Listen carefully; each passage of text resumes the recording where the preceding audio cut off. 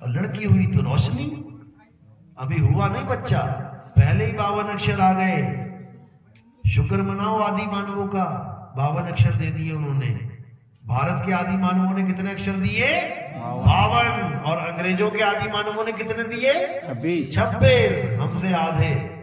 और कहने को अंग्रेज बड़े इंटेलिजेंट है, अंग्रेज बहुत बुद्धिमान है। काहे की बुद्धि? आधे अक्षर खोज पाए हमसे, हम 52 खोज के बैठे हैं, वो 26 पे अटक गए। हमने डबल खोज लिए।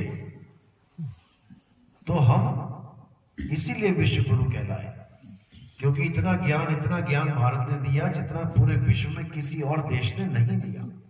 ये सब हमारे भारत के आदि मानवों और उसके बाद जो रूप बदल के ऋषि मुनि आए, ये उनकी देन है। तो 52 अक्षरों के द्वारा सारा तामझाम बना लिया गया, लेकिन 52 अक्षरों से सारे संसार के हर वस्तु का नाम रख दिया गया। लेकिन 52 अक्षरों से हर चीज, सहूलतें जितनी भी हैं सब बना दी गई। लेकिन जब भगवान का नाम रख दिया गया, तब यही 52 अक्षर हमारे गले की फांस बन गया। आज सबसे ज्यादा झगड़े किस मैटर पे होते हैं? भगवान के नाम पे। भगवान के नाम पे कटिंग चलती है तो पूरा पूरा शहर बंद हो जाता है, फिर कटिंग ही चलती है, फिर तलवारें चलती हैं, गोलियां चलती हैं, बसें जलती हैं, कारें जलती हैं, केवल एक भगवान के नाम पे। बताओ, केवल 52 अक्षर के नाम पे। राम, अल्लाह, क्या फर्क है दोनों में? वो भी अक्षर, ये भी अक्षर। राम, अगर यारा लावा पापा बाबा माँ, ये 2 लाइनें ना होती तो ना रा होता ना माँ होता। फिर रा और माँ कैसे रखते नाम? अगर अल्लाह, अल्लाह, ये 3 अक्षर ना होते तो बताओ तुम क्या लिखते? अल्लाह अकबर भी ना बोल पाते। केवल अक्षरों की वजह से तुमने राम पकड़ लिया, अल्लाह पकड़ लिया, केवल अक्षरों की वजह से। ये अक्षर दुनिया से हटा दो, खत्म कर दो आज, तो सारे नाम खत्म। तुम्हारा नाम खत्म, तुम्हारे पिता का नाम खत्म, तुम्हारे गांव का नाम खत्म, तुम्हारे शहर का नाम खत्म, तुम्हारे देश का नाम खत्म, तुम्हारे भगवान का नाम खत्म, तुम्हारे पंथ का नाम खत्म, सारे जंतर मंत्र तंत्र खत्म, वेद पुराण गीता भागवत कुरान बाइबल इंजील सब खत्म। सारा खेल किसका है? 52 अक्षरों का। इसी को समझा रहे कबीर साहब। अरे 52 अक्षर जीव आधारा, आदि अक्षर जीभ्या से न्यारा। ये सारे अक्षर किसके आधार पर निकल रहे हैं? जीव। इस जीव के। जीव कट जाए सबकी। अब बोलो जरा क्या बोलते हो? कोई अक्षर नहीं, खत्म। इसी को कबीर साहब ने बार बार समझाया। होठ कंठ लागे नहीं, जीभ्या नहीं उच्चार। अरे गुप्त वस्तु को जो लगे सो है हंस हमार। अगर जीभ खत्म हो जाए हमारी सबकी, तो सारे नाम खत्म हो जाएंगे, कोई अक्षर नहीं रहेगा। तो क्या हम मर जाएंगे?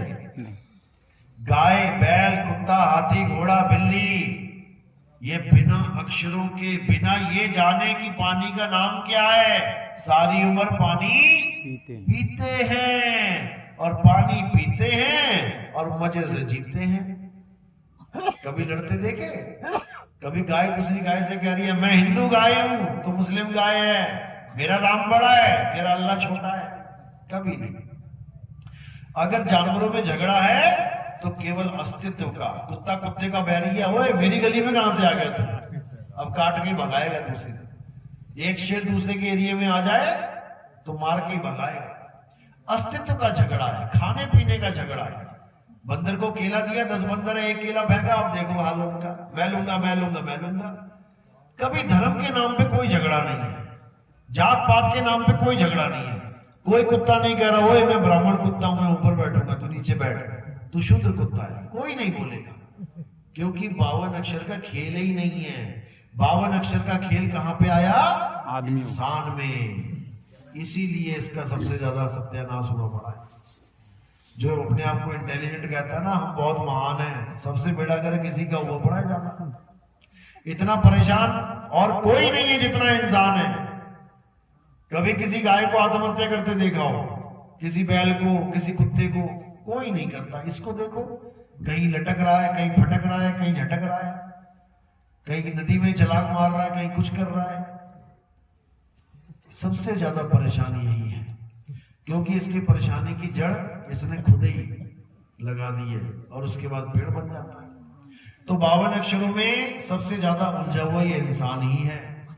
52 अक्षरों को जप जप के परमात्मा को पाना चाहता है, जबकि ऐसा संभव नहीं है। 52 अक्षर केवल एक संकेत है, इससे ज्यादा कुछ नहीं। जैसे मैं आपको बोलूं भैया गुलाब लेके आना, अब गुलाब जो नाम है गुलाब, ये एक संकेत है किसकी तरफ? इसकी तरफ। ये जो फूल पड़ा है इसका नाम गुलाब है क्या? इसका नाम गुलाब था? इसका नाम अगर गुलाब होता ना तो सारी दुनिया इसको गुलाब ही बोल रही होती। तुम्हारा नाम रोहन है, तुम किसी भी देश में चले जाओ, क्या बोलेंगे तुम्हें वहां के लोग?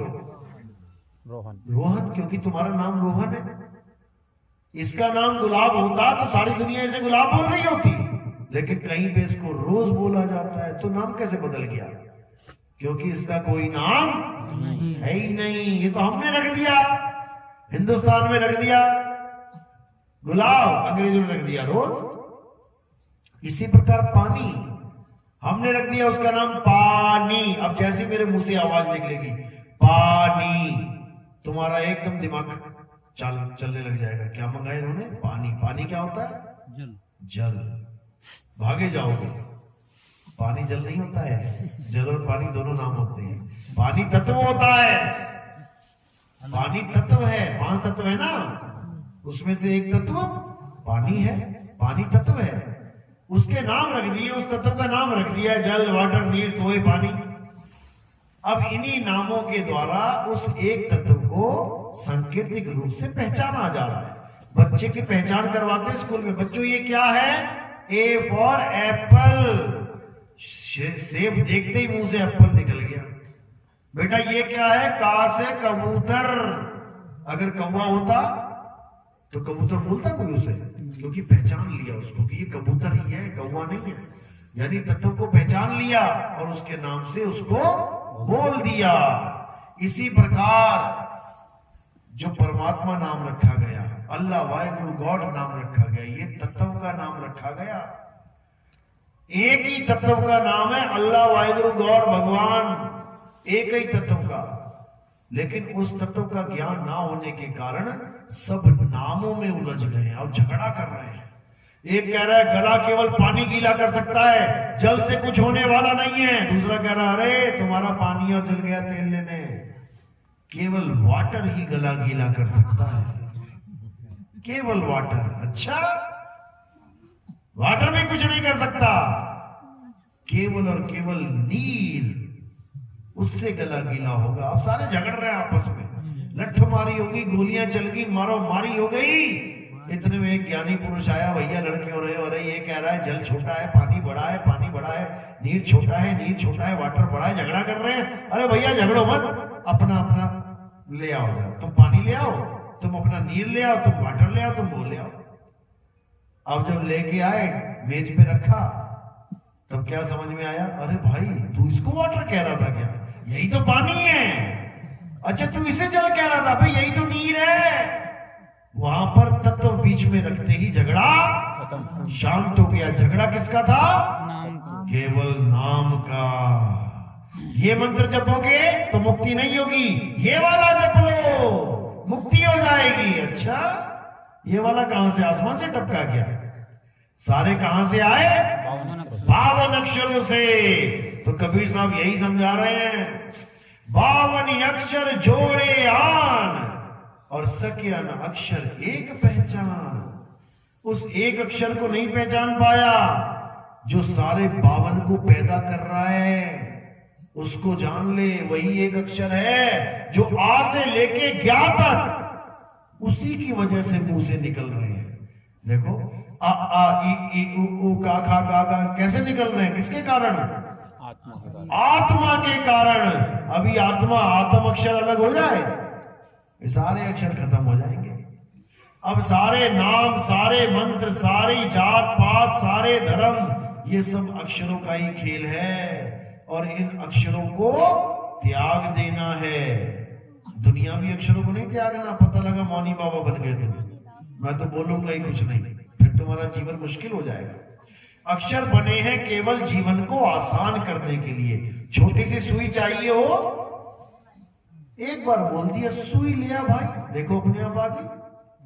कुछ भी चीज चाहिए तुम बस बोलो, आ जाएगी। कितना आसान हो गया ये जीवन। वरना इशारे करते थक जाते हैं। हर चीज का इशारा करके देख लो। एक दिन बोलो मत, कोई भी चीज चाहिए वो इशारे में मंगाना। अब तुम्हें गुलाब का फूल चाहिए, मांगो जरा इशारे से। क्या बोलोगे उसको? इशारा करके दिखाओ जरा गुलाब के फूल का। कुछ नहीं बोल पाएंगे। तुम्हें गुड़हल का फूल चाहिए, चमेली का तेल चाहिए, सरसों का तेल चाहिए, तुम्हें चाय पत्ती चाहिए, तुम्हें चीनी चाहिए, तुम्हें अदरक चाहिए, नमक चाहिए, जरा इशारा करके देखना। तुम्हारी हालत खराब हो जाएगी इशारे करके। तुम कहोगे यार शुक्र है 52 अक्षर बन गए, मर गया था नहीं तो मैं तो आज सुबह से शाम तक नमक ही ना बता पा रहा हूं नमक क्या होता है। कैसे बताओगे इशारे में? तो 52 अक्षर से जिंदगी आसान हो गई है, लेकिन 52 अक्षर की वजह से जिंदगी परेशान भी हो गई है। जब ये भगवान के नाम पे आ जाता है, देखो कितने बड़े बड़े झगड़े हो रहे हैं आश्रमों में, दंगे हो गए, फसाद हो गए, मारो मारी हो गई, गोलियां चल गई, भगत मर गए। किसकी वजह से? 52 अक्षर की वजह से। 52 अक्षर की वजह से। अब इस 52 के जाल को तोड़ देना है, इस काल के जाल को तोड़ देना है। जो नर पड़े 52 के बेरा, सो नर जानो काल के चेरा। जब 52 का टूटे डोरा, सहजे छूटे काल झकोरा। अरे फिर नहीं आए फिर नहीं जाए, सार शब्द में रहे समाए। फिर सार शब्द में तुम्हारा निवास होगा, क्योंकि दो ही प्रकार के शब्द हैं, या तो 52 अक्षरों से बने हुए शब्द या फिर सार शब्द। अब करना क्या है? 52 अक्षरों से बने हुए शब्दों को छुड़ा देना है, उन अक्षरों को त्याग देना है और आदि अक्षर यानी सार शब्द को जान लेना है। तो वाणी कह रही है, सोई गुरु पूरा कहावे, जो 2 अक्षर का भेद बतावे। एक छुड़ावे, छोड़ इसको, क्या जपता है? राम राम राम, छोड़ दे, क्या जपता है? अल्लाह अल्लाह अल्लाह, छोड़ दे, क्या जपता है? वाहिगुरु वाहिगुरु वाहिगुरु वाहिगुरु, छोड़ दे, छोड़ दे। और क्या जान ले? एक छुड़ाए एक लखाए। अपनी आत्मा को जान ले। क्यों? हे अर्जुन, ये आत्मा जन्मा है, नित्य है, शाश्वत है। ये आत्मा पुरातन है, ये आत्मा ही सत्य सनातन है। ये आत्मा ही सत्य सनातन है। हमारा धर्म है सनातन। सनातन धर्म का मतलब ये कभी नहीं होता कि कोई असत्य की पूजा करे और वो सनातनी कहलाए, कभी नहीं। लेकिन आज के टाइम में 2 प्रकार के सनातनी हैं। एक वो जो असत्य की पूजा कर रहे हैं और कहला सनातनी रहे हैं, और दूसरा सत्य सनातनी, असत्य सनातनी नहीं। जब हम जयकारा लगाते तो क्या बोलते हैं? सत्य धर्म की जय, सत्य पंथ की जय, सत्य सनातन की जय। जब सत्य सनातन है तो असत्य सनातन क्या है? क्योंकि सत्य तो तभी आएगा ना जब कुछ असत्य होगा। जब हम किसी को बोलते हैं सच सच बता क्या हुआ था, इसका मतलब झूठ भी है, झूठ भी बोल सकता है, समझे? इसलिए हम सत्य की बात करेंगे तो असत्य भी है। अब एक सत्य सनातन है तो एक असत्य सनातन है। असत्य सनातन कौन है? जो देवी देवताओं की पूजा करता है। कोई भी देवी देवता हो, यानी शरीर, जो शरीरों की पूजा करता है वो असत्य की पूजा करता है। क्योंकि हे अर्जुन, शरीर असत्य है। और जो आत्मा की पूजा करता है, जो आत्मा को जानता है, जो आत्म ज्ञान में भरपूर है, वही सत्य सनातनी है। वो कभी असत्य की तरफ झांकता भी नहीं है। उसके सामने कोई भी देवी देवता की मूर्ति हो, वो कभी माथा नहीं टेकेगा। सत्य सनातनी की पहचान यही है। उसके सामने कोई भी मंत्र रख दिया जाए, ये मंत्र जपने मुक्ति हो जाएगी, कभी मंत्र नहीं जपेगा। उसको पता है ये मंत्र सब झूठ है, तंत्र मंत्र सब झूठ है, इनमें न भर में कोई, और सार शब्द जाने बिना कागा हंस न होए।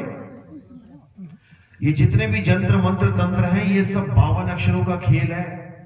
52 अक्षरों के द्वारा सारे मंत्रों को बनाया गया, लेकिन जिसने 52 को बनाया उसको नहीं जान पाया।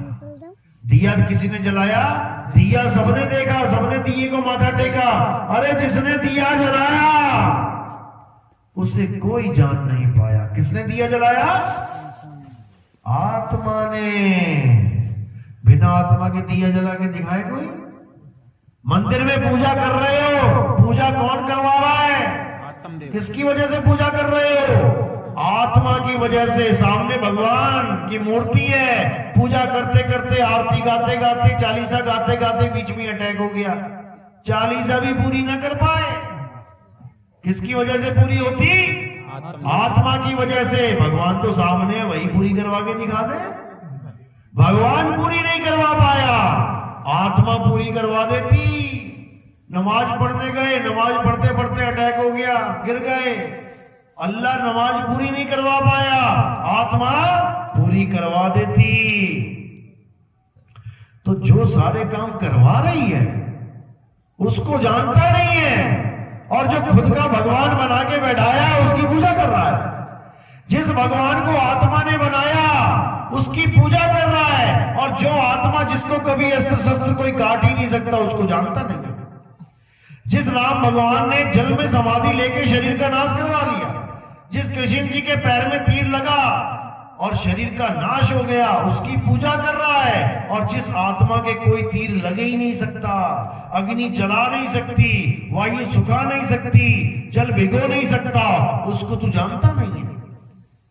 यानी उल्टी गंगा बह रही है। अब करना क्या है? अध्याय 3 17वां श्लोक पढ़ो, क्या लिखा है। गीता क्या कहती है? अध्याय 3 में क्या बोल रहे हैं? हे अर्जुन, जो अपनी आत्मा में रमण करता है, जो अपनी आत्मा में तृप्त है, जो अपनी आत्मा में संतुष्ट है, उसके लिए कोई धार्मिक कर्म कर्तव्य लागू ही नहीं होता। वो सारी उम्र मस्जिद ना जाए अगर मुसलमान है तो, वो सारी उम्र मंदिर ना जाए अगर हिंदू है तो, वो सारी उम्र गिरजाघर गुरुद्वारे ना जाए अगर ईसाई है या सिख है तो, तब भी वो दुनिया का सबसे बड़ा धार्मिक आदमी कहलाएगा। उससे बड़ा धार्मिक कोई होगा ही नहीं, क्योंकि कृष्ण जी ने यही समझाया है, लेकिन किसी को समझ नहीं आया। कृष्ण जी के मत्थे टेकने में लगे हैं, सुबह भी शाम भी दोपहर भी, सुबह भी शाम भी दोपहर भी, और जो वो बता रहा है वो तुम्हें पता नहीं है, वो मानोगे भी नहीं, पता भी लग गया तब भी नहीं मानोगे। यानी एक पिता की ऐसी औलाद पैदा होगी, बड़ी मिन्नत मांग मांग के, मन्नत मांग मांग के, 10 साल मन्नत मांगता रहा, तब जाके एक औलाद पैदा हुई। बड़ा खुश हुआ, लड्डू बांटे। बच्चा धीरे धीरे बड़ा हुआ, उसको पता लगा पापा के पैर छूते हैं, पैर छूना शुरू कर दिया, और खुश, क्या संस्कारी बेटा आया है। सुबह दोपहर शाम 3 बार माथा टेकता है, वाह। लेकिन पिता जब भी कोई काम बोले तो काम सुने ना, माथा टेक के चला जाए, खा पी के शाम को फिर आके फिर माथा टेक के सो जाए। बस माथा टेक के चला जाए, खा पी के माथा टेक के सो जाए, करते करते बूढ़ा हो गया। बाप उसका भी वो और बूढ़ा हो गया। अब नुक्कड़ पे बैठे हैं सारे, अरे तू तो बड़ी किस्मत वाला है, तेरा लड़का रोज तेरे पैर छूता है। अरे इससे बड़ा निकम्मा इस दुनिया में कोई नहीं है, इससे अच्छा तो होता ही ना। एक भी काम नहीं करता, ये आज तक इसने एक भी काम नहीं किया। बस वो निकम्मे हम ही हैं जो दिन में 3-3 बार माथा टेक रहे हैं, लेकिन उसका कहा नहीं मान रहे। कृष्ण जी कह कह के थक गए, हे अर्जुन, तू और मैं ये शरीर नहीं है, तू और मैं आत्मा है। ना तू शरीर ना मैं शरीर, कह तो दिया, माना किसने? अभी कहो कृष्ण जी की फोटो बनाओ, देख तेरे को शरीर बनाने लग जाएंगे। अरे वो शरीर है ही नहीं, वो शरीर है ही नहीं। वो कौन है? आत्मा है। अब मैं कहूं आत्मा की फोटो बनाओ जरा, बनाओ जरा। क्या फोटो बनाओगे आत्मा की? कृष्ण जी की कोई फोटो बना ही नहीं सकता। कृष्ण जी के शरीर की फोटो बन रही है, करंट की कोई फोटो बना ही नहीं सकता। पंखे की फोटो बन रही है और पंखे को करंट मान के पूज रहे हो, जय करंट देवा, जय करंट देवा। करंट है नहीं उसमें, करंट उसमें है नहीं, और करंट देवा की पूजा चल रही है। कृष्ण उसमें है नहीं और कृष्ण जी की पूजा करके आ रहे हो। वाह भाई वाह भाई वाह। यही समझा रहे हैं कृष्ण जी कि हे अर्जुन, जो अपने जीवन काल में आत्म सत्ता को जान जाता है, आत्म ज्ञान को जान जाता है, वही परमात्मा को प्राप्त करता है। और जो अपने जीवन में पूरा जीवन बीत गया, बुढ़े हो गए, मरने वाली हालत हो गई, जो अपनी आत्मा को ही नहीं जान पाया, जो सबसे करीब है। मंदिर तो फिर भी गांव के नुक्कड़ पे है, जाना पड़ेगा। कब जाओगे? जब तक पैर सलामत है। और बिस्तर पे पड़ गए तो? जब बिस्तर पे पड़े रह गए तो कैसे जाओगे? लकवा मार गया, फिर क्या करोगे? फिर कैसे जाओगे? छूट गई पूजा, छूट गई घंटियां, छूट गए कीर्तन भजन, सब खत्म। बताओ, केवल आत्मा को जानना है। आत्मा को लकवा छोड़ो, कोमा में भी चले गए ना तब भी जान लोगे, वो ऐसी चीज है। आत्मा से तुम दूर हो ही नहीं सकते, क्योंकि तुम ही आत्मा हो, लेकिन तुम जान नहीं रहे हो अपने आप को। तुम अपने आप को आदमी, औरत, बच्चा, बूढ़ा, जवान मान बैठे हो, जबकि तुम शरीर नहीं हो, तुम आत्मा हो। तुम्हारा वो हाल है जैसे एक सांप केचुली को छोड़ता है। सांप अपनी केचुली को छोड़ता है, खेतों में केचुली पड़ी होती देखिए ना। केचुली का मतलब होता है सांप की पूरी शरीर की खाल, कवर, ट्यूब की तरह खोखली होती है वो, जैसे ट्यूब अंदर से खोखली है ना। अब वो कांचली, कांचली बोलते हैं। तो कांचली छोड़ के जब सांप निकल जाता है तो क्या सांप मर जाता है? नहीं मरता। बस इसी प्रकार तुम भी कांचली छोड़ रहे हो। तुम्हारी कांचली कहाँ है? ये है तुम्हारी कांचली। एक कांचली छोड़ी, दूसरी पकड़ ली, माँ के गर्भ में जाके फिर निकल आए बाहर, फिर छोड़ी, तीसरी पकड़ ली, माँ के गर्भ में जाके फिर निकल आए बाहर। कहां से आए तुम लोग? कहां से आए सारे? माँ के गर्भ से फैक्ट्री लगी है गर्भ में, और प्रोडक्ट ये बैठे हुए सारे बना बना के निकाल रही है। दिन तेरी को, दिन तेरी को, दिन रात ये फैक्ट्री लगी हुई है। इसी को कुंभी नरक कहते हैं। इसी नरक में सबके शरीर बनाए जाते हैं। नरक क्यों बोला इसको? क्योंकि ये बहुत गर्म होता है। गर्म, बहुत गर्म होता है। इतना गर्म होता है कि कच्चे घड़े को पका देता है। जैसे भट्टा होता है ना, भट्टे में कच्चा घड़ा डाल दिया, अब एकदम तनतनाता हुआ आएगा, लाल होके बिल्कुल पक्का। इसी प्रकार जब हम गर्भ में गए थे, माँ के गर्भ में, तो कच्चे गए थे, कच्चा शरीर लेके गए थे, लेकिन गर्भ में पड़े, देखो फिर कैसा पक्का कर दिया उसने। जो लोग कहते हैं कि नरकों में बहुत बड़े बड़े बड़े बड़े पतीले रखे हैं, कढ़ाइयां रखी हैं, उसमें खूब तले जाओगे, पकोड़े बना दिए जाएंगे तुम्हारे, वो यही है कढ़ाई, यही है कुंभी नरक। जैसे पकोड़े होते ना गीले गीले से, जब उठाओ तो गीले होते हैं बेसन वाले, देखे ना पकोड़े बनते हैं, और जैसे कढ़ाई में फेंकते तो क्या हो जाता है? ठोस हो जाते हैं। तो ऐसे हम लोग भी गए थे गीले गीले माँ के गर्भ में, और जब कढ़ाई में पड़ गए, तल तल के बढ़िया पकोड़े बन गए, देखो बाहर निकल के बैठे हुए। जो ज्यादा तल गया वो ज्यादा काला हो गया, जो कच्चा रह गया जल्दी निकल आया वो गोरा गोरा हो गया। ये सब पकोड़े ही हैं, ये सब पकोड़े हैं, और इनका एक दिन फिर सत्यानाश हो जाएगा, यही छूट जाएगा, ये शरीर, ये पकोड़े फिर चले जाएंगे दूसरे कर्म में। ये चलता ही रहेगा, आते रहोगे जाते रहोगे, ये चक्र कभी खत्म होने वाला नहीं है। ये कब खत्म होगा? जब तुम अपनी आत्मा को जान जाओगे। जब तुम अपनी आत्मा को जान जाओगे तब तुम तुम ही आत्मा हो जाओगे। और जब तुम आत्मा हो गए तो शरीर की कोई जरूरत ही नहीं रह जाएगी। अभी शरीर की जरूरत क्यों है? क्योंकि हमें यही नहीं पता कि शरीर के बिना हम रहे कहां। पिंजड़े में तोता है और तोता कह रहा भैया मैं पिंजड़े में खुश हूं, मुझे पिंजड़े में रहने तो भैया बाहर मत निकाल देना। कोई आदमी बंदूक लेके आता है ना तो तोता क्या कहता है, भैया भैया मुझे अंदर ही रहने दो भैया, मैं बाहर नहीं निकलना चाहता। क्योंकि तोते को पता ही नहीं है मैं शरीर छोड़ के जाऊं कहां। इसी बंधन को अपना जीवन मान के बैठा है कि जब तक मैं अंदर हूं शरीर के, मैं जीवित हूं, मैं जिंदा हूं। और शरीर से बाहर निकाल दिया किसी ने तो मैं मर गया। यानी सांप जब तक केचुली में है कह रहा है मैं जिंदा हूं, मैं जिंदा हूं। केचुली छोड़ के बाहर निकल गया तो कहता हाय मैं मर गया।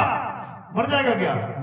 नहीं मरेगा। अब बस यही समझना है, जब तुम आत्मा हो जाते हो तब शरीर से तुम्हारा कोई कनेक्शन नहीं रह जाता। अब शरीर केवल एक केचुली की तरह है, जब तक ढो रहे हो। जैसे ही केचुली छोड़ने का समय आया किनारे करके निकल गए। बस यही करना है और कुछ नहीं। तो आत्मा के ज्ञान में क्या करना है? अपनी सूरत को, अपने ध्यान को शरीर से हटा के आत्मा में लगाना है। सारा ध्यान तुमने शरीर में लगा रखा है, इसलिए आत्मा का तुम्हें ज्ञान नहीं है, क्योंकि तुम्हारा ध्यान आत्मा में है ही नहीं। तुम्हारा ध्यान केवल इस काया में है, इस पिंजड़े में है, इस जेल में है। ये जेल है तुम्हारी 5 तत्व की और इसमें तुम रहते हो जेल में। और ये जेल तुम्हें इतनी प्यारी है कि बिना नहाए धोए, पाउडर लगाए, बिंदी लगाए, लिपस्टिक लगाए, सिंदूर लगाए बिना तुम जा ही नहीं सकते बाहर। इस जेल को सजा सजा के तब तुम बाहर निकलते हो घर से बाहर। सोचो कोई काजल ऐसे की जगह ऐसे लगा लेना, अगर ऐसे बाहर नहीं जा सकती, जाके दिखा देना, कोई नहीं जा सकती। ये पिंजड़ा है, इस पिंजड़े से इतना मोह है कि हल्का सा पिंजड़े की हल्की सी लाइन लगी हो कहीं पे, बाल भी ऐसे कहीं है तो बाल भी सीधा कर लेते एकदम। इतना पिंजड़े से प्रेम है। और जो तुम्हारा असली स्वरूप है आत्मा, उसका तुम्हें कुछ पता ही नहीं है कि मैं हूं क्या। अब क्या करना है? अब आत्म ज्ञान को प्राप्त करना है। आत्म ज्ञान का मतलब तुम्हें तुम्हारा ज्ञान हो जाए। आत्म ज्ञान का मतलब ये नहीं होता कि तुम किसी और के नाम जपो, Om Om Om Kalinga Kalinga Kalinga hurrying hurrying sharing sharing sharing, नहीं, ये किसी और के नाम जप रहे हो, ये आत्म ज्ञान नहीं है। आत्म ज्ञान का मतलब खुद का ज्ञान। जैसे आत्म कथा, आत्म कथा का मतलब क्या? गांधी जी की कथा लिखोगे? आत्म कथा का मतलब खुद की कथा। आत्महत्या मतलब क्या? पड़ोस के 4 लोगों को मार दोगे, आत्महत्या होगी? आत्महत्या मतलब खुद की हत्या। आत्मरक्षा मतलब क्या? खुद की रक्षा। आत्मनिर्भर मतलब खुद पे निर्भर। आत्म कल्याण मतलब खुद का कल्याण। इसी प्रकार आत्म ज्ञान मतलब खुद का ज्ञान, ना कि किसी भगवानों के नाम जपने। तुम्हें भगवान, तुम्हें परमात्मा इसीलिए नहीं मिल रहा है क्योंकि तुम उनके नाम जप रहे हो। नाम नहीं जपना है, खुद को जानना है, क्योंकि तुम्हारा खुदा खुद में है। बस इतना समझ लो। इसलिए साहब कह रहे हैं, जल में मीन प्यासी, मोह देखत आवे हासी, आत्म ज्ञान बिना नर भटके, कभी काबा कभी काशी। काबा और काशी क्यों जाना पड़ रहा है? क्योंकि किसी दूसरे की पूजा करनी पड़ रही है। और जब खुद की पूजा करनी हो तो कहीं आने जाने की जरूरत नहीं। अरे ना कहीं आना ना कहीं जाना, आपे में आप समाना। खुद में समा जाना है तुमने, अपने स्वरूप में समा जाना है। इसी को मुक्ति कहते हैं। चलो आज का सत्संग यही समाप्त करेंगे। मेरी बात समझ में आ रही है या सब ऊपर से बाउंस जा रही है? किस किस के समझ में आई मेरी बात? दिखाओ जरा कैमरे में, कैमरे में दिखा दो। हाथ खड़े, हाँ खड़े होकर दिखाओ। किस किस के बात समझ में आई? हाथ खड़े करो जरा। अच्छा, पूरा पूरा गांव जाग गया। अभी कल को गणेश चतुर्थी आ जाएगी ना, सारे थाली लेके मंदिर के सामने खड़े होंगे, सब भूल जाएंगे कौन सी आत्मा कैसी आत्मा, बाबा आया था आत्मा आत्मा करके चला गया। सबके हाथों में वही पत्थर आ जाएंगे दोबारा से। आत्मा को जानना मेरे भाई, आत्मा भूल मत जाना। पत्थर की पूजा आत्मा की वजह से कर रहे हो। आत्मा रास्ते में निकल गई ना, थाली वो गिरेगी, लोटा वो गिरेगा, हो जाएगी पूजा वहीं पे। तो आत्मा को जानो मेरे भाई, आत्मा को। चलो, आज का सत्संग यही समाप्त करते हैं। अब आरती होगी। हमारे यहाँ आत्मा की ही आरती होती है, हमारे यहाँ शरीर की आरती नहीं होती। हमारे यहाँ पत्थर की पूजा नहीं होती है, हमारे यहाँ कैलेंडर की पूजा नहीं होती है, फोटो की पूजा नहीं होती है। हमारे यहाँ जीवित गुरु की पूजा होती है। जीवित गुरु मतलब जिसके शरीर में आत्मा है। और मेरी आत्मा निकल जाए तो काहे की पूजा करोगे? शरीर की। जीवित गुरु की पूजा होती है हमारे यहाँ, जीवित गुरु की, जिंदा गुरु। जब आत्मा ही ना हो तो इस मिट्टी में और उस मिट्टी में क्या फर्क है? तो जीवित गुरु की आरती होती है। गुरु को कीजिए दंडवत और कोटि कोटि प्रणाम, कीट न जाने भृंग को गुरु कर ले आप समान। गुरु अपने समान कर लेता है। इतनी देर से मैं क्या बता रहा हूं आपको कि आप एक आत्मा है। क्यों बता रहा हूं पता है? क्योंकि मैं एक आत्मा हूं। जब आत्मा ज्ञान देगा तो आत्मा का ही ज्ञान देगा। जब शरीर ज्ञान देगा तो शरीर का ही ज्ञान देगा। अंग्रेजी ज्ञान देगा कौन? गुरु, जो अंग्रेजी का टीचर है। हिंदी का ज्ञान कौन देगा? जो हिंदी का टीचर है। गणित का ज्ञान कौन देगा? जो गणित का टीचर है। यानी गुरु कर ले आप समान। अंग्रेज गुरु बना लिया तुमने तो तुम भी अंग्रेजी बन जाओगे थोड़े दिनों में। दे फराटेदार अंग्रेजी।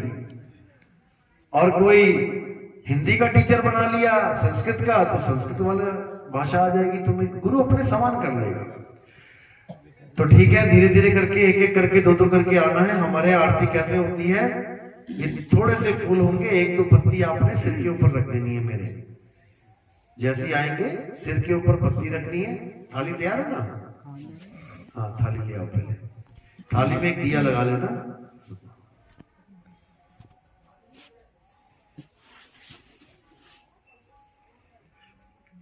दिया संकेत होता है ज्ञान का। दिए से क्या दूर होता है? अंधेरा। अंधेरा किस चीज का है? इतनी रोशनी जल तो रही है। अज्ञान का। असत्य यानी कि अज्ञान का अंधेरा होता है। और दिया जब जलता है तो अज्ञान खत्म हो जाता है। ये केवल संकेत है। भगवान को दिए की जरूरत नहीं है कि भगवान अंधेरे में बैठा और तुम दिया जलाओगे तो भगवान को लाइट हो जाएगी। वो केवल एक संकेत है और कुछ नहीं है। और दिया कभी भी जलाना हो तो जीवित गुरु के आगे लगाया जाता है, क्योंकि ये ज्ञान कौन दे सकता है? जीवित गुरु। एक मूर्ति के आगे बैठ जाओ तुम, सारी उम्र बोलते हो भैया कुछ ज्ञान दे दो यार, भैया कुछ ज्ञान दे दो, मिलेगा क्या? लेकिन लोग मूर्ति के आगे दिया जलाते हैं। बिल्कुल गलत है। मूर्ति के आगे दिया जला के रख देते हैं, उसके बाद क्या होता है? सुबह तक उसमें 25-30 लाशें पड़ी होती हैं। छोटे छोटे कीड़े आए, मर गए बेचारे। बताओ, अच्छे खासे घूम रहे, तुमने बीच में दिया जला दिया। उनकी मौत का जिम्मेदार कौन है? तुम ही हो। करने चले थे पुण्य और कमाल आए पाप। अब उनका हिसाब किताब देना पड़ेगा तुम्हें। तुम्हें भी दिए में डुबो डुबो के मारा जाएगा। जो तुमने देसी घी में डुबो डुबो के मारा ना उन कीड़ों को, तुम्हें भी उसी देसी घी में डुबो डुबो के मारा जाएगा। गरीबदास जी ने महाराज ने तो ये तक कह दिया कि जो तुम एक बार घंटा बजाते हो तुम लाख जीवों के हत्या के पापी हो जाते हो। घंटा बजाने से कितने जीव मरते हैं पता है?